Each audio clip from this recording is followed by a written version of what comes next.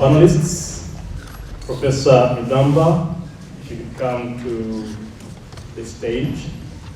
Archbishop John Baptist Odama, Madam Stella Sabiti, Mr. Kennedy Mwai, Ms. Monica Pino,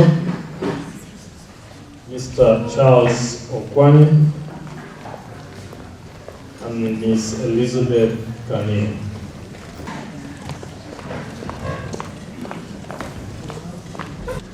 Good people, we've been here since yesterday, and we came here to move Africa towards sustainable peace and security. We've listened to stories from the grassroots. We've listened to middle-level civil society organizations working at the grassroots. We've listened to regional organizations and their experiences. Our session this afternoon is going to be very simple. We are going to frame direct and concrete questions to our panelists who have been part of the presentations earlier to help us fine-tune the kind of work we came to do here. And the first question will go to the only professor amongst us, Professor Mudamba. And just a simple one, Professor. What would you say? Called Homo sapien, which is written by Noah from Israel. When you have chance, get a hold of that book and just begin to understand it. Because what has just been demonstrated before us here is, yes, we can do it. We can live in peace with each other by communicating. And we're talking between a human being and a beast. And we can shift from a beast in a time to a human being. Human being communicate. Human being use logics. Beasts don't use logic. Guns don't kill. It is human that kill. I live in America. I have 2 guns, but I never kill anyone. I use those guns to guard my house. In America, the First Amendment gives you the right to bear arms to keep in my house. So if you come and break my window at night, yes, I kill you. Because you are invading my peace and my territory. There is a very close link between peace and violence. There is a close link between a beast and human. And how to decide that we are now human is that demonstration that just come to us. Come to your senses. Thank you very much. That is my definition. Yes, and you've just provoked another question, but this one will go to Archbishop Mudamba. My Lord Bishop, we've heard that Pope Francis is an advocate of disarmament, that we should also stop actually producing arms, and also the fact that it seems that the just war theory is about to be negated in the Catholic Church. Could you please respond to Professor Mudamba's statement that, he would shoot you actually if you broke into his house?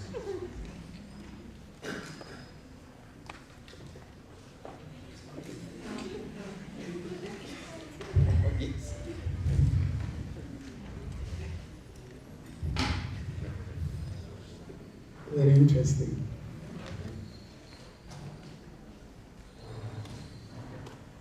You see, when I pose as an enemy, I invoke in him fear, because the enemy will target shooting the person who is there to, in a way, like defend himself or herself. It is for the purpose of defense. But we shouldn't go that far yet if we are serious. The word he used, which I marked two words he used, which are very fundamental. Communication. What does communication mean? It is linkage. Linkage with the other. Realizing the other is somebody like me. If I say something, he will answer. Let me give the very elementary, most elementary communication. You mothers, when you give birth to your children, did you know their language? No. Neither did the children know your language. What happened? That you began to be relatives. The child came to know you as a relative, and you know the child as a relative. You are communicating. And one of the best symbols of communication is a smile. A smile. That smile, the child responds to it. And the mother also, seeing the child smile, feels the affection for this child more than what was before. So today, Pope Francis is talking. You, humanity, communicate.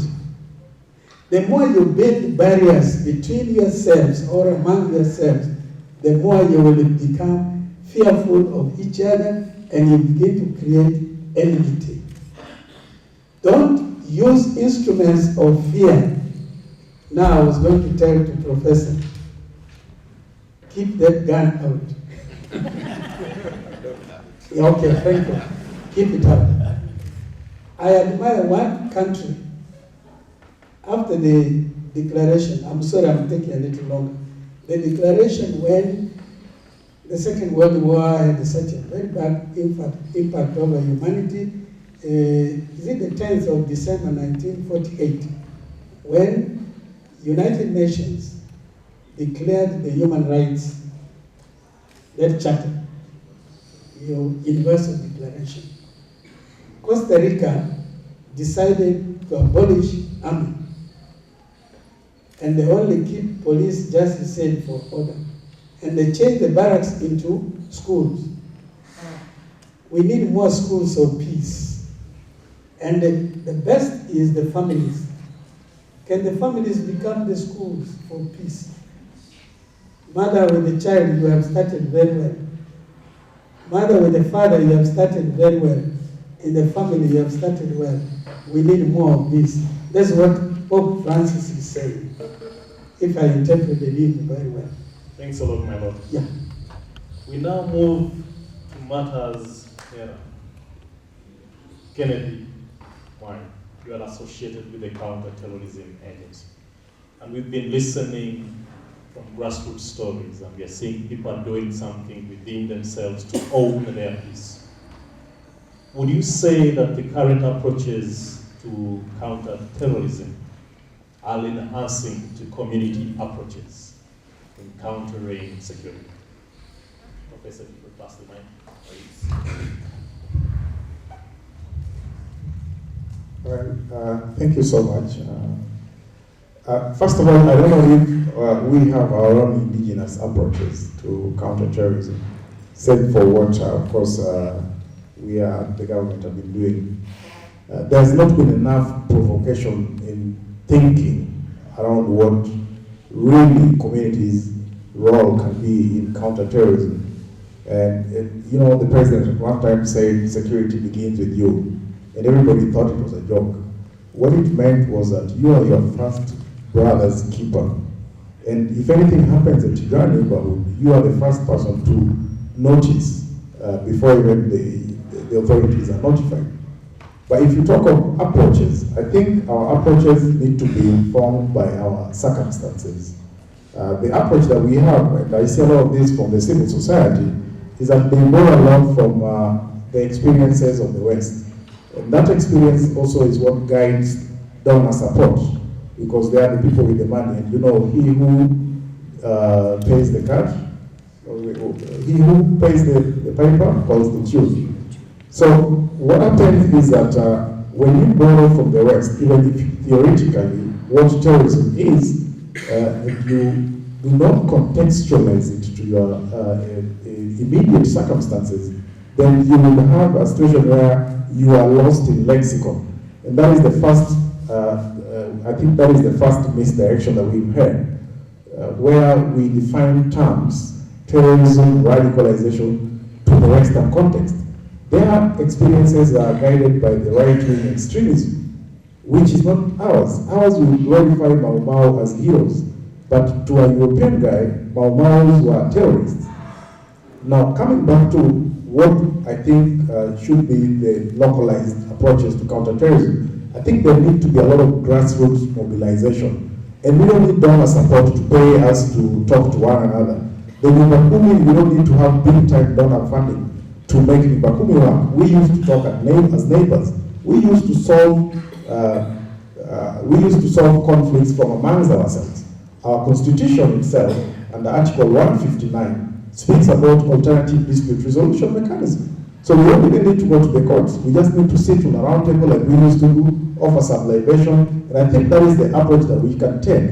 If I borrow from the analogy of the way we fought HIV/AIDS, we thought it came from the West, we thought it came from monkeys, and then by the time we come to realize that it was about behavior, we had lost a considerable amount of time, and it had affected a lot of our populations. So if you equate that to the problem and the challenge that we have with terrorism, I think the best we could do is try to find evidence-based research that are grounded not on the Western theoretical realm, but on the local indigenous understanding of what the problem is. And then now we can channel our programming and policy in that direction. That way we'll be able to solve it in a better way. A follow-up question to that. Earlier in the conference, we had an agreement that the amnesty here is full up with regard to the Al-Shabaab returnees. Now, a direct question, to what extent do you think actually that amnesty as a political initiative could contribute to sustainable peace and security? So there are different approaches to countering terrorism. One is the hard approach, and the other is the soft approach. One also follows the criminal justice system, but the others also follow the political and executive system. Amnesty is one that which is outside the judicial setup, one that is informed by the fact that we have a lot of our young guys who are misdirected because of self-learning through the internet, which we have, I think, around 70% penetration. They learn about things on YouTube and they want to experiment. These are young kids whose hormones are running high. They have not really explored the world. And so from what they learn on the internet, they are by themselves creating a worldview of what they think their future would look like. And then they would want to experiment because of their hormones. They have that kind of machismo and they really want to. So because of that, a lot of them have crossed to Somalia. Now if you want to say we want to incarcerate them, how many would they be that we would incarcerate? Yet this is just some young kid who we can reconstruct his mind, change his worldview, bring him back to the society, reformat, disengaging, and then put him back to the moral standing. So I think amnesty tries to achieve that. And to that effect, and to that extent, it is one of the approaches to counter-terrorism. But of course there are other approaches, one of which is the hard approach, where, you know, when you cross the red line, they say, the only thing that you understand is one which is equitable to that. Thank you very much. And then to Charles Okwan. Refugees and migrants across the globe in our country have been blamed for insecurity in the countries where they are. Okay? They have been blamed for insecurity. What would you say based on your work with refugees and hosts?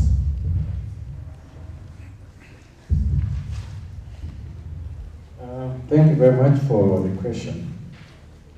I think it is a feeling of many that the refugees and migrants have caused insecurities, but from the bottom line and from the experience which I have, is that when you look at the trends in terms of conflict, there are a lot of efforts which have been done, but still it is a sad news that we are seeing the increase in terms of the conflict. And lots of lives are being taken away from the innocent people. If I can remind you, plus the participants generally, is that peace is not an absence of the conflict, but it is the ability to handle the conflict by peaceful means. In that case, I say that refugees and migrants, they are moving away from one country to another, seeking for what? Seeking for security, and seeking for all the, so that their lives can resume normally. A good example, we've been dealing with refugees here in Kenya, in Turkana, in Kakuma, from South Sudan, and also from other parts of Ethiopia and Somalia. You'll notice that many people have a sense that insecurities like in the refugee camps, or maybe any part of the country, is brought by the refugees. But I may say no, because when you look at the trends, in the morning we discussed about the areas, or maybe how insecurity can be able to cause problems in Kenya. Refugees, when you look at this setup, these people, when they go to the camps, they don't have anything. They are normally just ordinary people. But I can't say that it is no, because when people get together, sometimes there can be that idea of probably having some issues here and there. But according to what we've seen as UNIDO, the impact is quite minimal. Because when you look generally in Africa, or maybe part of the continent, insecurities are here and there, and people are crying. It is not because of the refugees, but it's because this thing is inborn. When I listen to Bishop talking about the kind of intervention and how Pope is also trying to make sure that peace prevails, you may ask yourself a question. In our old traditions ways of mitigation, in terms of, if those grandfathers can rise up today, do you think they'll be happy with what is happening in Africa or in other parts of the continent? No. It is because, I may agree, it is because of evolution. When you talk about, the professor talk about Homo sapiens, and when you read that book, I've read it myself, you find that human beings, whenever there's growth and evolution, people tend to adapt to several kind of characters. And if these characters are not, harnessed earlier, at early stage, there can be lots of impact in terms of the negative impact. To stop, or maybe to put the keynote onto that, as Martin Luther Jr. puts it in his books, he says that peace cannot be kept by force. It can only be achieved by understanding, and darkness cannot be used to drive out darkness. Only light can do that. Thank you. Thank you very much, Charles. And now to the ladies, starting with Elizabeth. We've heard it said that if the world was in the hands of women, we would have less violence and less war. What would you say about this?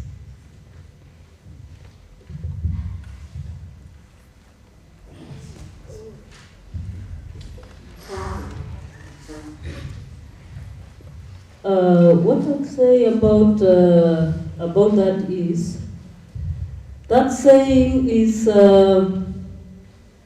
not fully complete, because for us to get peace, each person needs to participate, and we need all to work in collaboration: children, young people, women, and men. And the reason why there is a lot of argument in the field of peace building is because they have been neglected in many areas. And when we look at women, they also participate in causing conflicts, especially when you go to the pastoral areas. They are one of the worst inciters. However, they also play a very important role in building peace. So I'd say If the world was only in the hands of women alone, I would not agree with you, peace will come. Peace will come when every person collaborate and participate fully in building this peace. Thank you. All right, then Monica, my neighbor here, we're doing a lot of work with children to try and undo the violent thinking and things like that. Would you then agree with the position that we are not naturally violent, but that we learn to be violent? Or would you agree that we are actually naturally violent and that society is necessary to tame our violence? Well, I think it's neither. We are neither naturally violent or naturally not violent, but it depends on the environment where we grow and thrive. Now that we are talking of children, they adapt to the environment they are exposed to. If a child grows in a family that is demonstrating love and positive attributes, that's what they grow with. And if they grow in an environment that is violent and that has all these negative attributes, that's what they grow with. But the beauty part of life is there's the chance to unlearn what you have learned and adopt what you want to adapt. But I think also we should not blame the environment too much. We should also see the responsibility we have to take charge of our own choices, because it's the choices that we make that either contribute to a more peaceful world or a more violent world. At the same time, I would like to say, looking at the trend the local initiative or grassroots initiatives are taking, I think we are heading in the right direction. We should stop imagining tailor-making strategies in Nairobi, in Nakuru, in the big cities, and going to copy-paste them on the ground. We should avoid picking people from the ground and taking them to Nairobi and Nakuru and other big cities to discuss peace. I think from what we had today and yesterday from the storytellers, both from HAP and CPI Kenya, there is so much beauty in engaging people from where they are. Because however much learned we are, we cannot claim to be more intelligent than the people who are on the ground. I think we can only facilitate to a more violent environment, no violent situations or more peaceful situations. And I think we all need to stand for peace. Thank you. And Stella, finally, I left you behind deliberately. You would help us capture the African Union view with regard to this question of sustainable peace and security, especially within the context of the African Vision 2063. Thank you very much. Let me start by saying you all look wonderful from up here. Yeah, it's really a beautiful view we have of you. This is the first time we've had this. I don't know if I have the answers, because I realize that we are now surrounded by people hungry for learning and for hearing things, maybe some of the things they haven't heard before, or they're anxious to interrogate some things they've heard. They want to prove whether those things are right or not. So I'm very much aware this is a center of learning. However, I'd like to say that we learn not only through the academics, but also through sharing of experiences. So anything I say, and I'm speaking for myself here, anything I say, I'd like you to take it with a very good heart, because it's coming from me from a very good and positive place. If it sounds like it's something you don't like, please feel free to come to me, or you can get my contacts from the organizers. The African Union is nothing more than a collection of all of us. And also I hear many times we talk about the African Union, then we talk about the United Nations like it's an animal out there, but we all make up the United Nations. And to follow up on which is also part of Agenda 2063, so where 2063 is the year, it will have been, I think, 100 years since, in 2063, it will have been 100 years since the African Union, first as OAU, since it was born. So we celebrated 50 years of the AU, or AU/AU, and that's when Agenda 2063 was crafted to look ahead 50 years from today and to plan for 50 years from a few years ago, because we are now already into that agenda. And the central role, so to follow up on the question of gender and women specifically, it's very strong in there because we realize that one, women are disproportionately affected by violent conflict. And what does that mean? You know, words, this is a center of learning, so we have to pay attention to the words, each individual word and how the words link up. So it just means that if you map the actors, the active actors in conflict that are causing harm to others, you'll find that the percentage of men or male is higher than that of women. But those who will suffer most at the hands of those weapons will be those who less carried the weapons. But and many times some of these figures are thrown around, and I think we borrow so much from different fields. So if you're in the humanitarian field of giving aid and support to the displaced and so on, you have to know how many people are in a refugee camp or an IDP camp. You need to know those figures so you know how to target your support. But then other fields of peace and security take those figures and then they misuse those figures, either intentionally or unintentionally. And that's why it's always thrown around that women suffer most in situations of conflict, of violent conflict. It's the young men, it's the men who suffer at the hands of the violent weapons because they are out there fighting, or the other side sees them as the ones who will hurt them most. So we are trying to correct those imbalances and to try to remember that statistics, anyone can use statistics in one way or another to serve their own purpose. So we have to be very careful. And you're all young people here, or you're people continuing your learning, please be careful with the information you hear, interrogate it, and then throw it out again, well informed after you're very sure. Also the youth, I talked about the role of the youth yesterday, that Africa is becoming younger and younger and younger as a continent. I mean, Africa is a place that is so fertile for everything. So it's also fertile for the young age, meaning that we are more and more reproductive. The African Union and the OAU previously hadn't thought so much because we were struggling for independence. So the struggle of the OAU was different at that time. But now we think that we've reached some comfortable place where we now have the luxury to sit and plan ahead. So the role of the youth is very much there.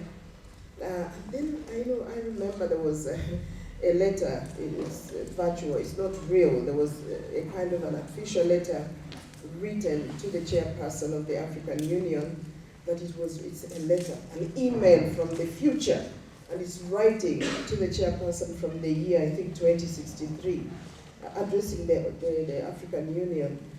And everything they're saying in that email points to the technology that we have today. And I'm thinking we're not being creative enough to imagine what the future will be. Because by 2063, I don't think email will be the only system of communication we'll be using. And if you read that, it's a short text. I critique it quite a lot, and I have some other thoughts on that. And also, I talked about the African Union and the United Nations. The African Union is not isolated from the UN, as I've said. We are very strong members of the United Nations. And an example I gave to one of the interviewers this morning, I was interviewed this morning, and I gave the example of the United Nations Security Council Resolution 1325. That's the one, the resolution of the UN talking about women, peace, and security. And I said, many times people say, but that came from somewhere else. But that was sponsored by an African member state, Namibia. Although we know it as a UN resolution, yes it is, but it was sponsored by an African country. So before we say many things, especially against ourselves and against others, us versus them, let us remember that we are all one. We are different parts, but forming one big whole.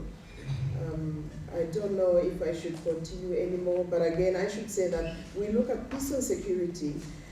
For those of you who are studying peace and security, you know there is something we call the conflict cycle. It's like an upside down ditch. For those of you who have camels, I understand some Somalis, even here in Kenya, call it the camel's hump, the back of the camel. So the conflict, at first we think that really people have harmonious living and interconnectedness, building relationships, exchanging gifts and inviting each other, and also the role of marriage, it cements relationships, closes the gaps, builds those things I call golden bridges. But then we are not, I mean, this is a reality on earth, that sometimes we're not able to prevent violence. So sometimes violence does emerge, and then there must be mechanisms to prevent before that, but if it emerges, how to contain it in some way. And if it explodes, what do we do? And when it goes down, how do we make sure that the mechanisms we put in place make sure that we don't reverse? If you ask me, once a conflict has been resolved, for me I think that's the most scary part of that conflict cycle. Because if you've been fighting with each other, you know each other's strengths and you know each other's weaknesses. And you can easily reshape a war that you think that you have already dealt with. So someone was talking about root causes. We really have to dig deep and address those root causes. And we are Africans, we are on the African continent. We have some fantastic, very workable mechanisms of dealing with violence, of dealing with conflict, and building sustainable relationships. We shouldn't forget those mechanisms. Thank you. Thanks a lot, Stella. Now it's time for the audience. I'll give you a 2-minute buzz. You know what I mean by buzz? Buzz with your neighbor, right? To process all this stuff we've thrown around so that we can then raise questions. Thank you very much. My name is Charles, a student in ISMM MA program. And my question goes to the one who spoke about refugees. Yes, Charles. Yes. Could also concern the one who talked about AU.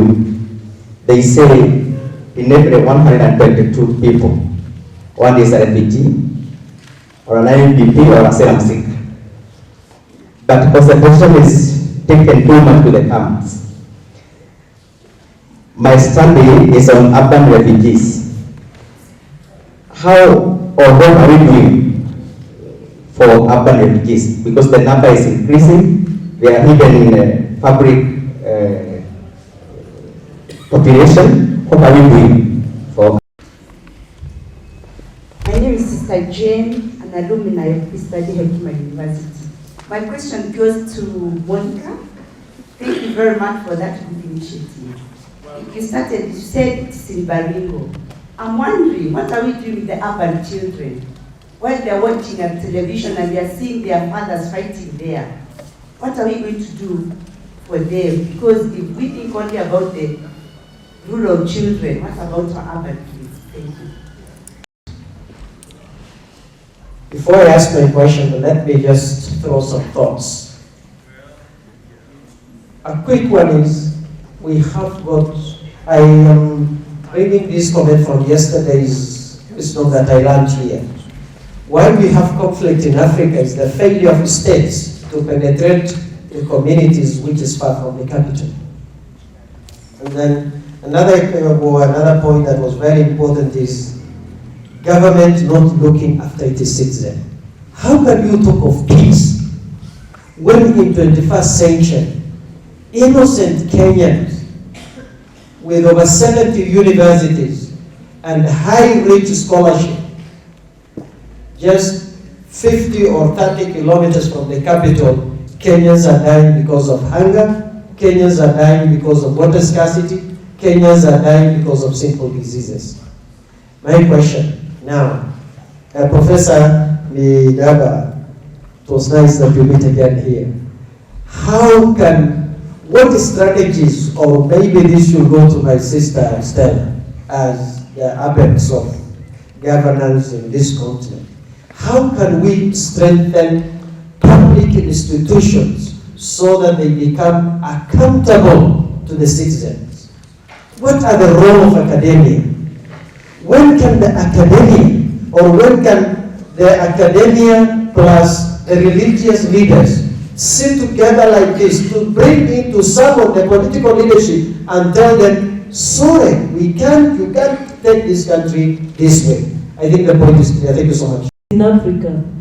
And as Monica has said, I will also throw the question to each one of us, because building peace is the responsibility of each one of us here. What do you think we will do in order to attain that peace in our continent? Just few things so that the first thing is we are talking so much about building a culture of peace. What is culture? A way of living. And it is a long process. So we need, as Bishop Arida told us, servants, patient, who are able to journey with the marginalized, with people living in war situations towards our transformation. You find most of the approaches we are doing is like what people call in war, hit and run. You go for a few workshops and then you come back after 3 months or after 5 months. That does not bring sustainable peace in Africa. And as Monica was talking about the sustainability, it's only when we empower the people, when we recognize their potentials to work for their own peace, we will be able to attain that particular peace. But if we focus only on one level, maybe the top or the middle level, we forget the grassroots people, there is no way you will get peace. As one of the Morans said, you take a certain group of community for peace work and you leave the rest of the group, then how will you say that you are going to get peace? So it's very, very important for people to be empowered, conscientized, so that they can take role in building their own peace.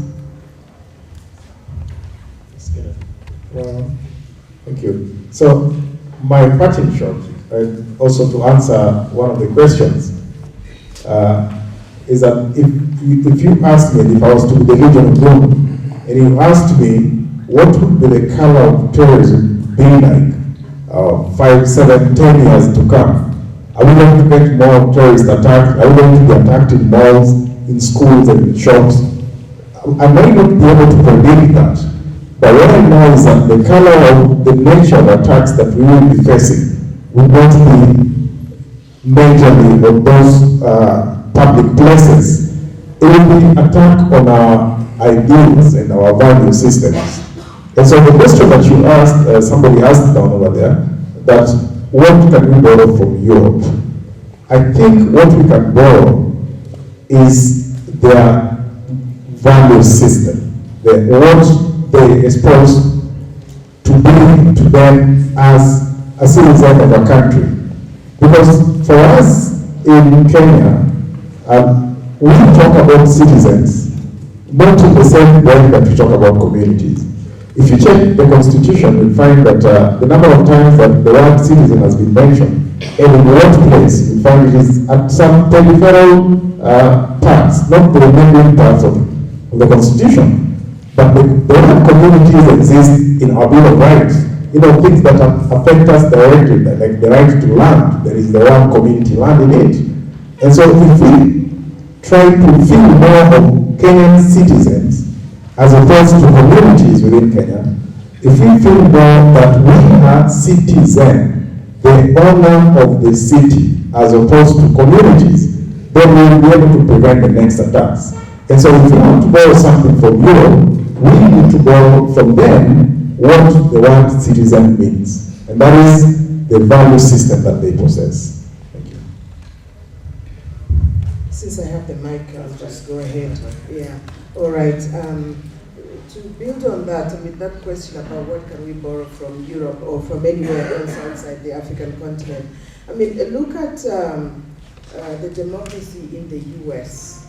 You can see that Trump is trying to introduce something but then there is a system that is resisting.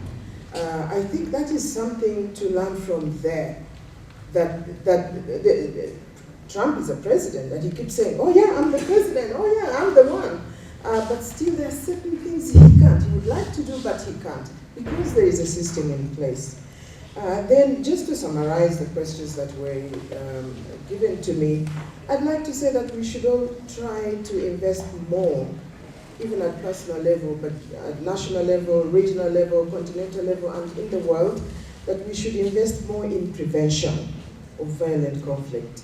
Because the more we allow violent conflict to take root, the more difficult it is for us to respond. We just are not capable. We are always running after it, and in the end we are blaming each other and pointing fingers.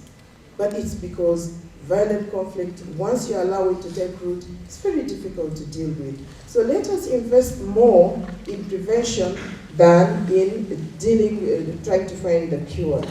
And someone also, I think it was Elizabeth, who said, it's everyone's responsibility.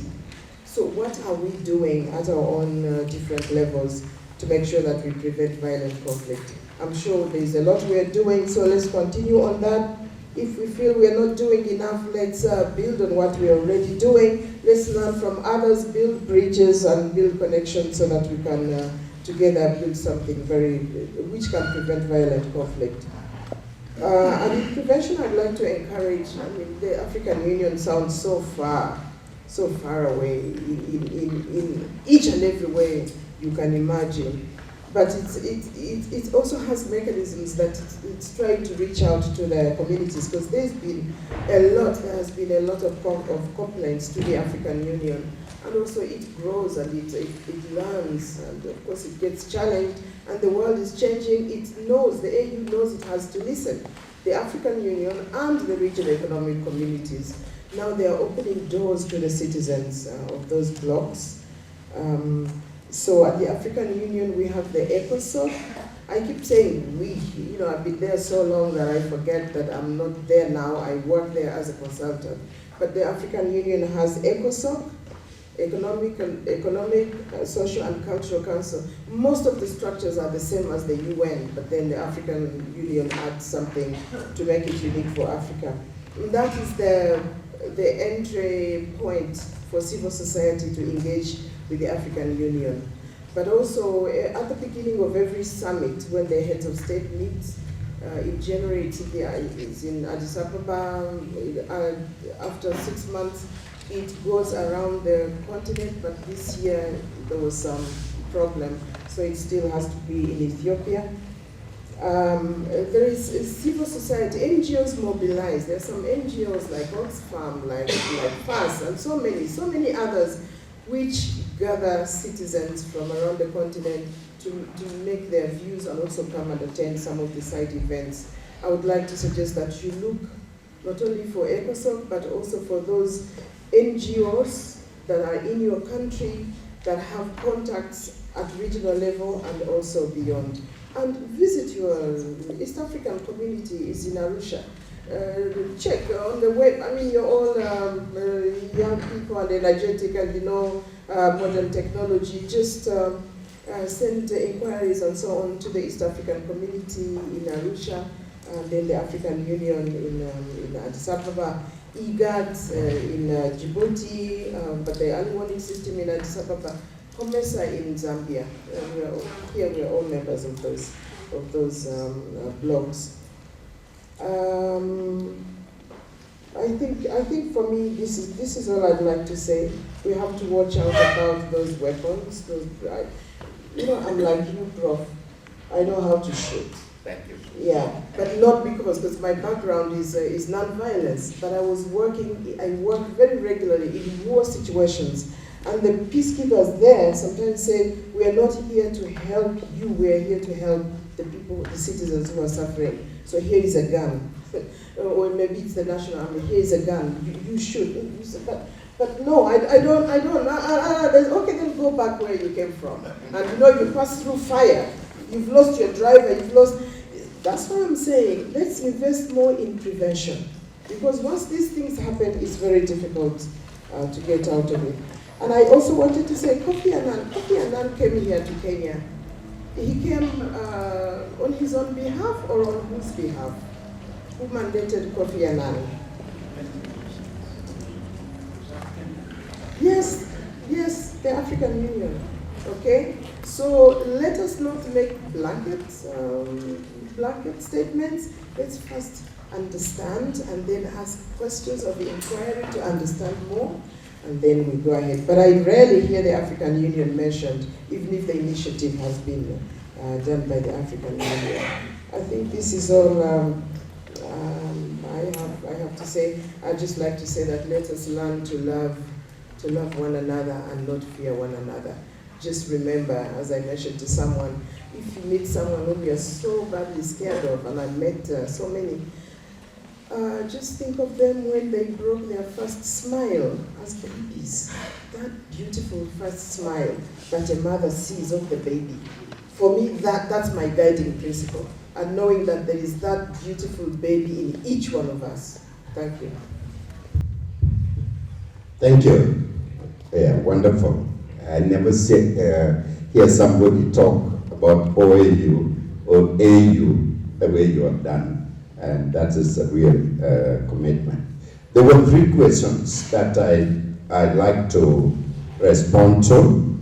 The first one deals with the role of universities, the role of our higher academy on and the theoretical framework that need to help us with sustaining peace or creating peace in the continent of Africa.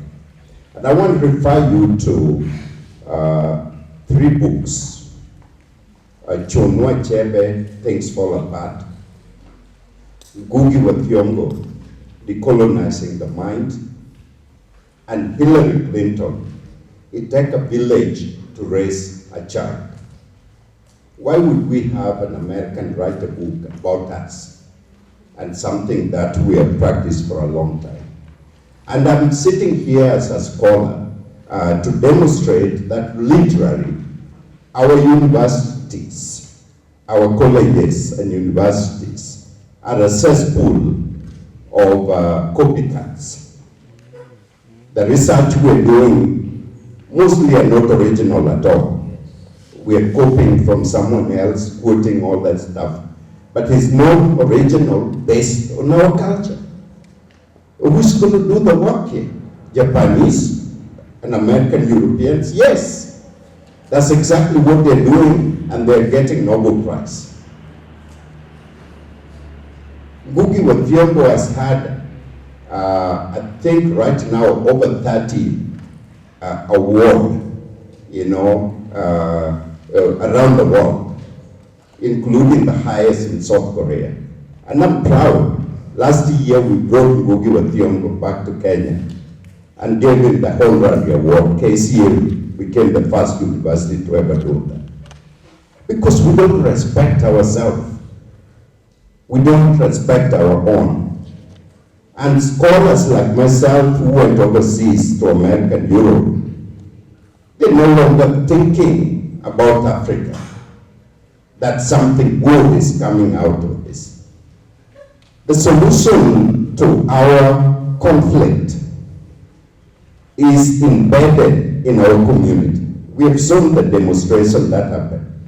Two communities getting together and exercising that exchange based on African culture. Winston Churchill described democracy as the worst form of government, except for others that have been tried.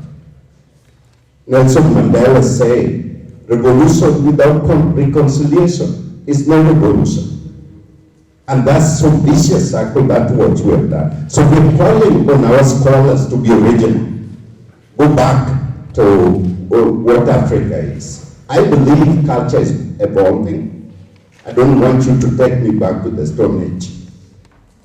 But Mao Zedong closed the door in China and got everybody running around with rugs.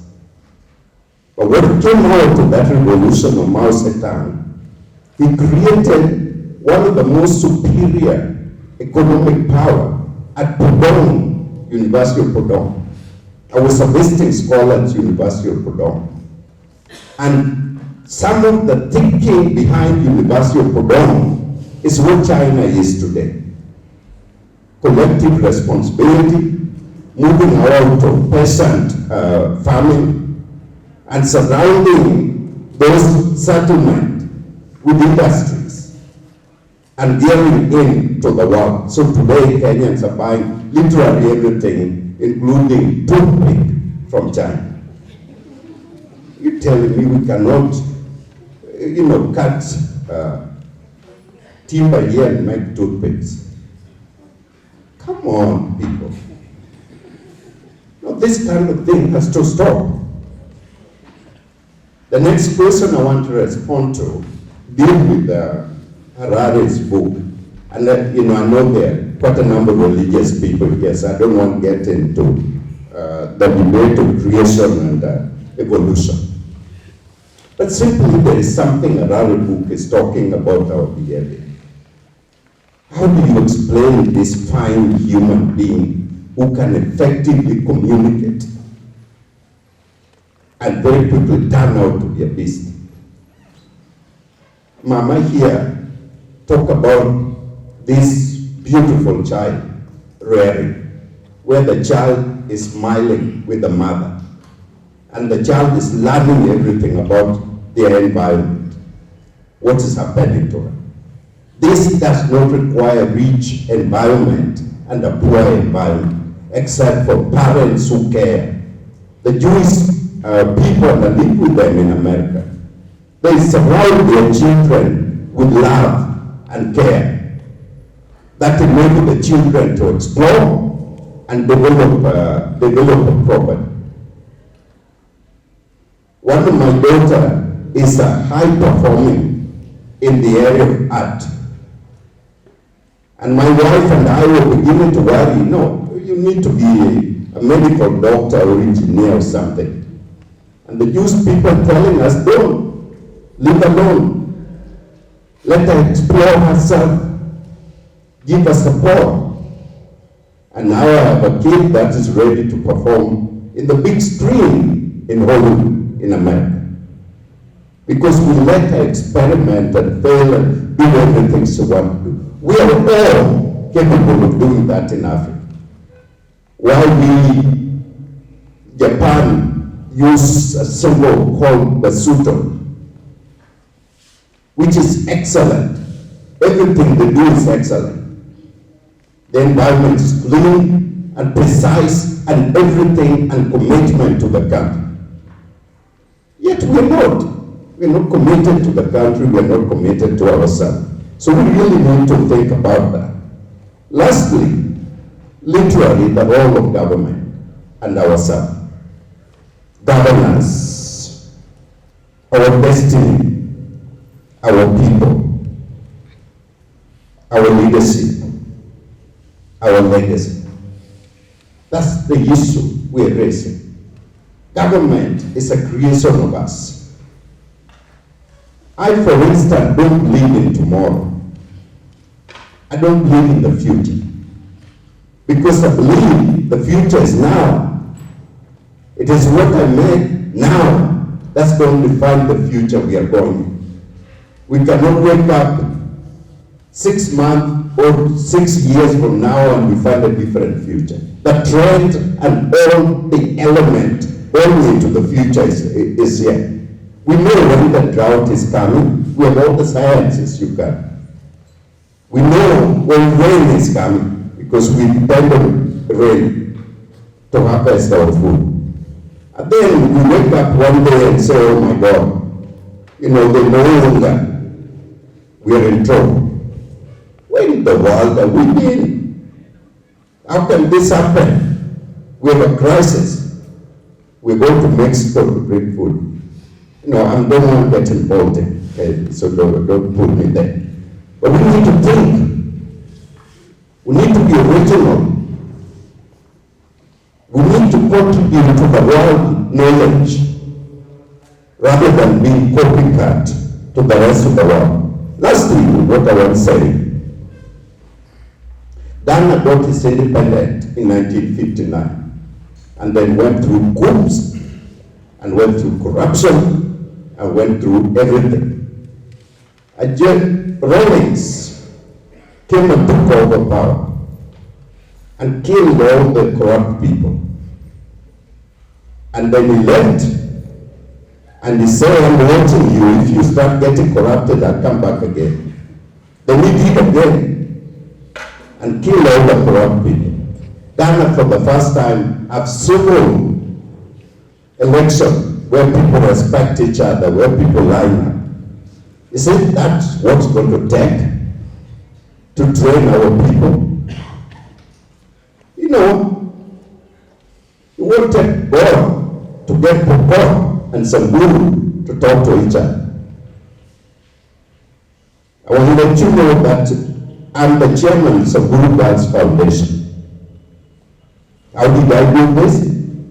The late girl Josephine is working very hard to raise money to rescue girls that are married at the age of 8 and 9 years old. And then their future is gone. And at KCA, we are going as far as getting 2 girls that are going to the university free because we are committed to support them. And I'm asking all other universities to do the same thing. You cannot grow people in Nairobi and forget that people in Samburu are also Kenyan people. That's my point.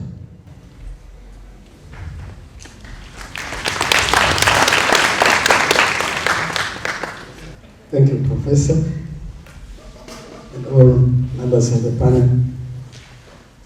And dear brothers and sisters in humanity, I want to share with you a very small story. Not just a story, but a fact which happened to me when I was a young boy, going to leave my parents to go outside the village. Your opinion is right, but I would like to bring the House, I would like to bring this to the attention of the House, is that when we look about the job which is being done by humanitarian agencies,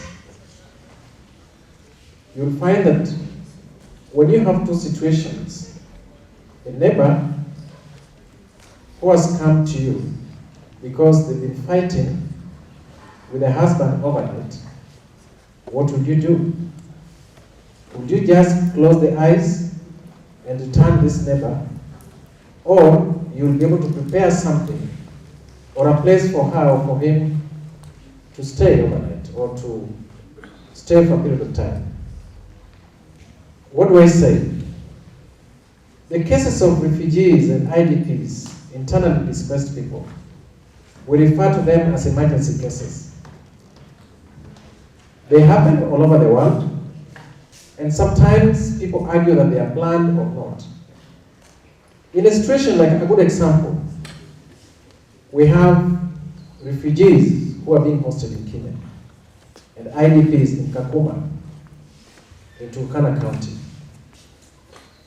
You find that during the programming exercise of humanitarian agencies, or the NGOs as you know them, they look at the impact of the emergency and how to respond. And that's the reason why Madam Stella talked about the statistics and the numbers and the information which normally gets to the desk of humanitarian agencies, and they tend to prioritize. You find that a lot of chunks of money are directed to assist IDPs and refugees because these people have nothing. Some of their properties or all are destroyed. Close relatives have been killed, and now they only carry what belongs to them. I think if you listen very carefully, yesterday the bishop told us that sometimes it's difficult to be a refugee or an IDP. I do accept that lots of focus have been given to refugees and IDPs living out, urban refugees.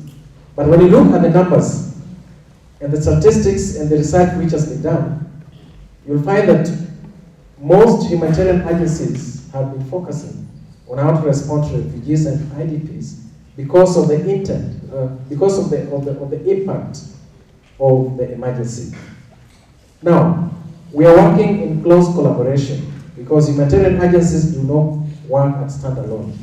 We work together with the governments, we work together with the communities.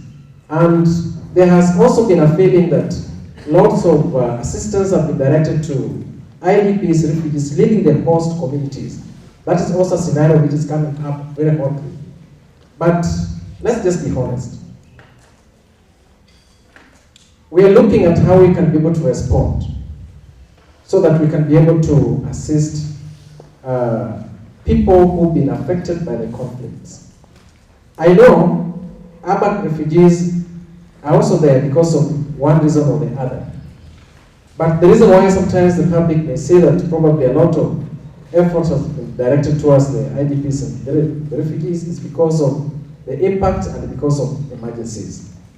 I think in a situation where we have the urban refugees, we also have to design or redesign our programs to take care of the urban refugees.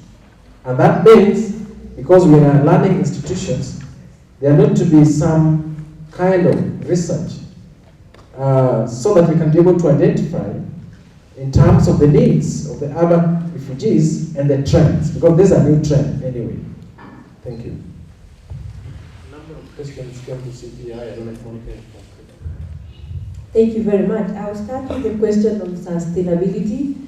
And I'll start by saying sometimes it's difficult not to remember. Especially because when I listen to the storytellers for Children Peace Initiative Kenya, both yesterday and today, they came to refer to CPI, and some of these programs we finished last year, July. But they're still remembering, and I'm sure they will continue remembering, especially because of the impact and the value the initiative have added in their lives and in their communities. So I may not give assurance that they may not keep quoting CPI, but I may give assurance that there is sustainability, especially because the two communities who have been fighting are now able to resolve conflicts on their own in a non-violent manner. Initially, when things could happen, when animals could be stolen, you could be assured of people dying and things being destroyed. But today, animals get stolen and people sit down and talk. For me, that's sustainability. Because you've given people a different way of handling conflict. You've given people a different way, because we cannot do without conflict. Conflict is here to stay with us from our houses to the community level. But Children Peace Initiative Kenya introduced a new mechanism to these communities of handling conflicts when it comes. No wonder they keep quoting CPI Kenya, CPI Kenya. Among the two villages, we are preparing our exit point because things have normalized and there is development now. If you go to the two villages, you find modern houses, things that were never there before, and it's because there is peace now. So you start thinking of other development-related projects for people to be stable or to find their way out. My question first will go to Madam Stella. Perhaps you spoke of leadership in Africa, sometimes yesterday morning. Leadership in Africa. So the question is Africa insufficient of its leadership? Is Africa insufficient of leadership? And if that is the case, how can we tackle this particular issue? Because we are still, if I recall very well, Kony was put on ICC roll by President Museveni. But as we speak, the case has been sort of been put on alert. What is your take? Knowing very well that northern Uganda has been ravaged by war, and it's just picking up. And to Professor Midamba,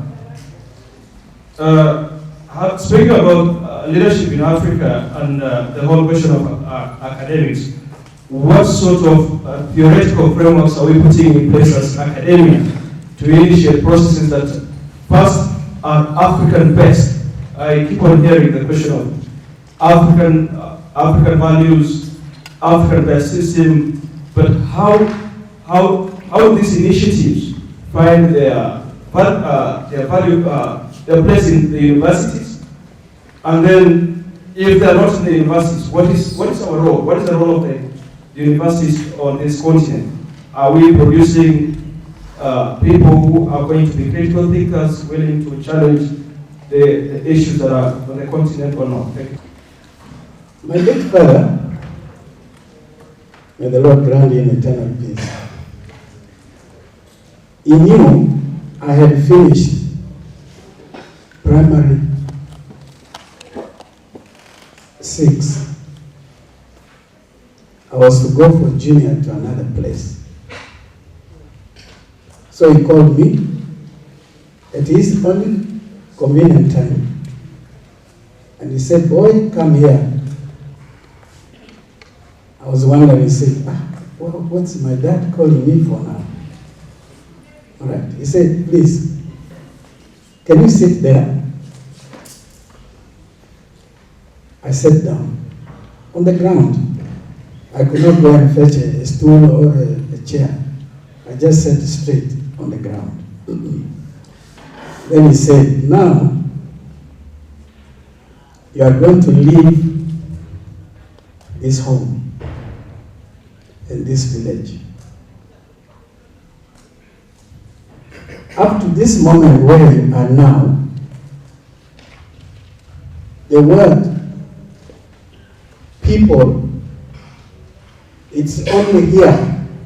Me, your mother, your brothers and sisters. For you, these are people. The others around us also in the village are people. But remember, outside there, where you are going, there are also people. There are also people. Treat those who are like me, treat them as your father. Those who are like your mother, treat them as your mother. Those who are like your sisters and brothers, treat them like that. Never, never despise anybody, even if that is a cripple. Never do it. Never raise any conflict with anybody. Don't go and cause violent conflict with anybody. A fight outside there, you are going to cause us problem, because the enmity you create there is also going to affect us here in the village, in the home here. Your enemies will also be our enemies. And yet, we don't know how you created that enmity between them and yourself. Do you remember this, please? This is Europe, this is Asia, this is Africa, this is Oceania. And in why two pairs? In one, all the 5 continents, you will find male. Male, they are there. Then the other one, where do you find them? Female. The 5 continents all contain female. Okay? Now, when you bring them together, it is so beautiful. I like the greeting of the Indians. Who was famous for this? I think Mahatma Gandhi. He was always putting this. And I asked one Indian to interpret it to me. He said, this greeting means, I respect God who is in you. Namaste. Namaste. Namaste. Means, I respect God who is in you. So, loyalty to God in you, I must bow to you. But I'm bound both to God and to you. Can we learn that? If we learn it from the family, in our schools, in our cities, in our areas of gatherings, we learn that reality. This peace and sustainability will be reduced tremendously.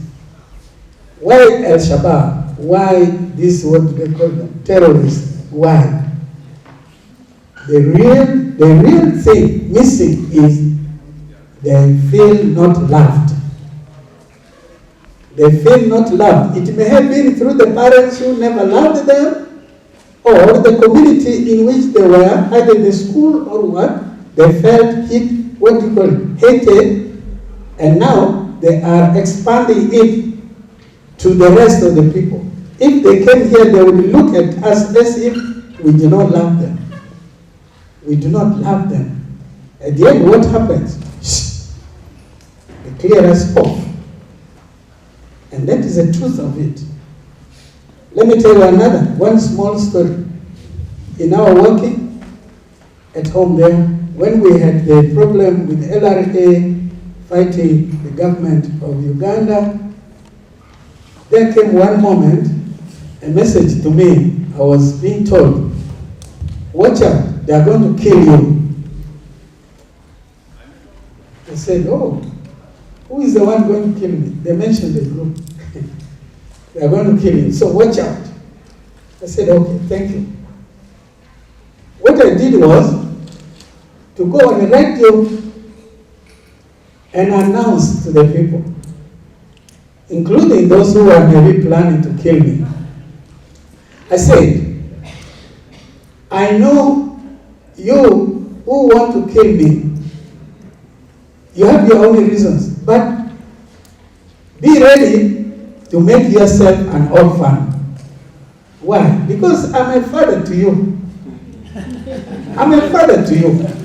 As the words of, what do you call it? The words of Bishop, I'm a shepherd. I'm a shepherd to you, but I did not say that to shepherd. But I said, I'm a father to you. If you kill me, you're making yourself an orphan. What happened after? That message was knocked off. I moved freely. Then I was being given very clear message of another story. That we want to give you protection. I said, okay, I don't mind, but I belong to all. I belong to the two parties who are fighting. They are for me, my children. That's how I look at them. But now let us do this. I took a piece of paper and put it in my hand. I said, look here.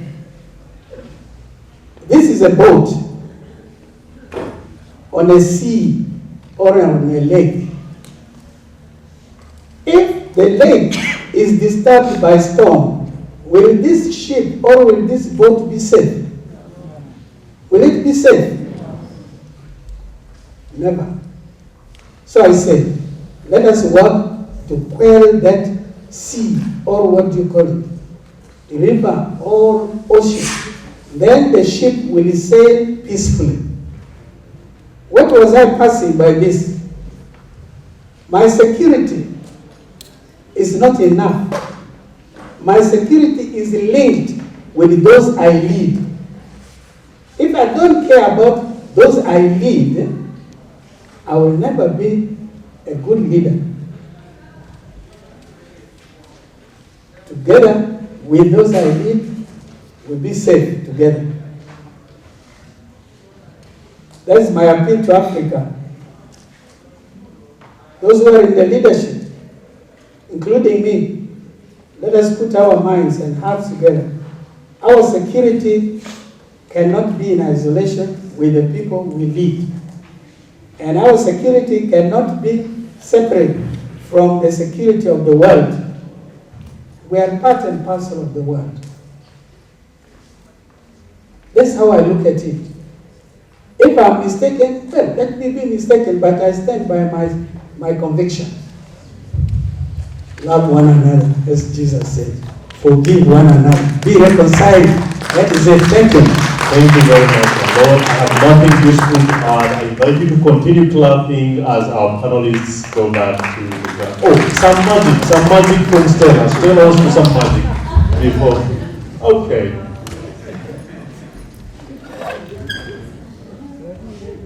I'd like you to keep clapping until something wonderful happens. Okay.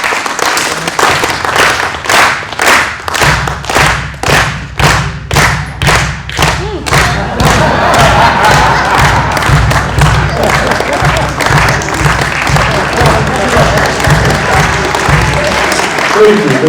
You've all been nice acrobats here.